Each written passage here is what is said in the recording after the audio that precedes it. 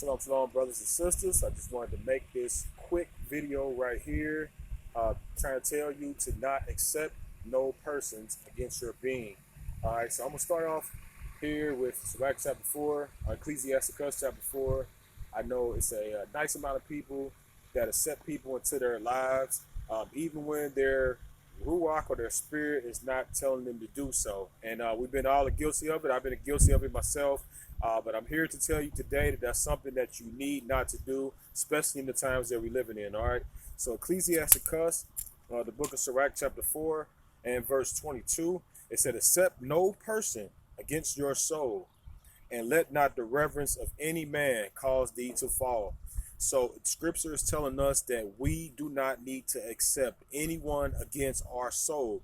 When you have something built inside of you that tells you if somebody's good for you or not. You can know that within the first few minutes of being able to meet up with someone. You can know if there's someone that you want to continue to build a relationship with. Oftentimes, we feel what people would say, bad vibes, negative energy from certain people, and we continue to allow those people to be involved in our life anyway. All right, so that is a huge mistake. It's happened to many of us, and we've paid for it in major ways. So if you're feeling something about somebody when you first meet them, it's in your best interest to pray to the Most High, and give that person some space. Let them prove themselves. It talks about that in Ecclesiasticus chapter 6. That when a man opens his mouth, that's the trial of a man. Don't give people credit before you hear them speak. Don't give them credit before you hear them interact with other people. All right, so I'm gonna give you another one though. It's right here in the book of Sirach chapter 42, or Ecclesiasticus chapter 42. All right, it said, of these things be not ashamed, and accept no person to sin thereby. All right, so it said, accept no person to sin. Do not be a acceptor of persons. And sometimes when we are an acceptor of persons, we turn out to be a respecter of persons. All right, so it's not good for you to accept a person when your being is telling you not to do so. All right, it's right here in the scriptures. It's a wisdom principle for us to follow.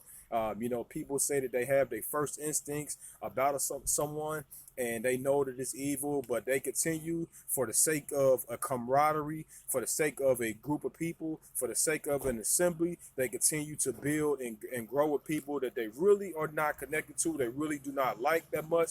And it's a reason why we feel the way we feel upon meeting someone for the first time. All right, now sometimes we can be a misjudge of character. Sometimes we can judge wrongly. But a nice portion of those times, we have a feeling the way we feel is for a right reason. All right. Now, it talks about of these things, be not ashamed, and accept no person to sin thereby.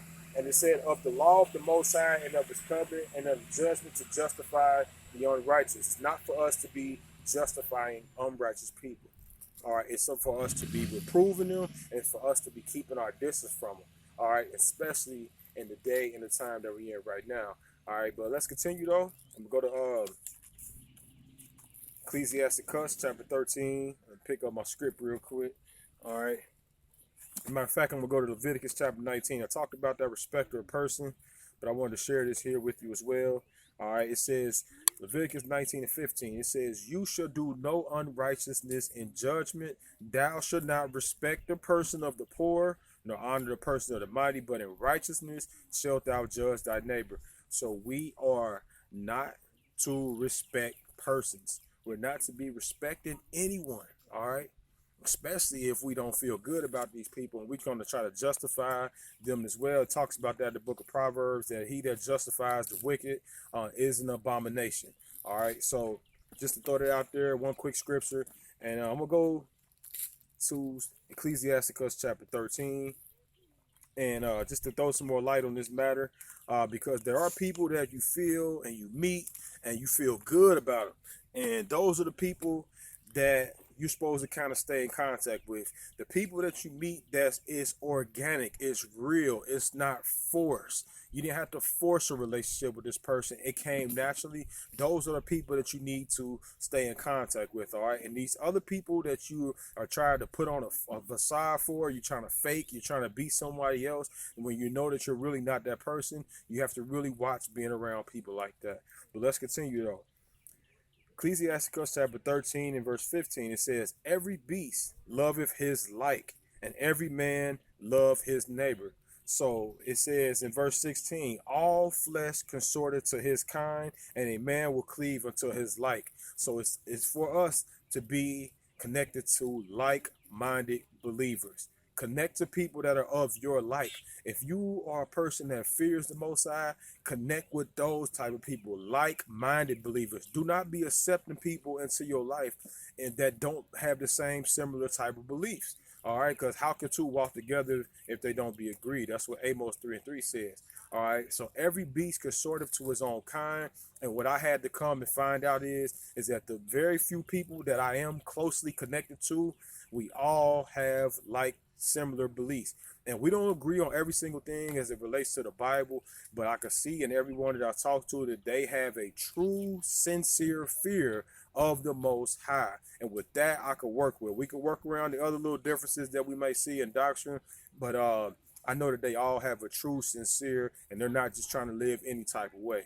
So like, this is how you should be judging.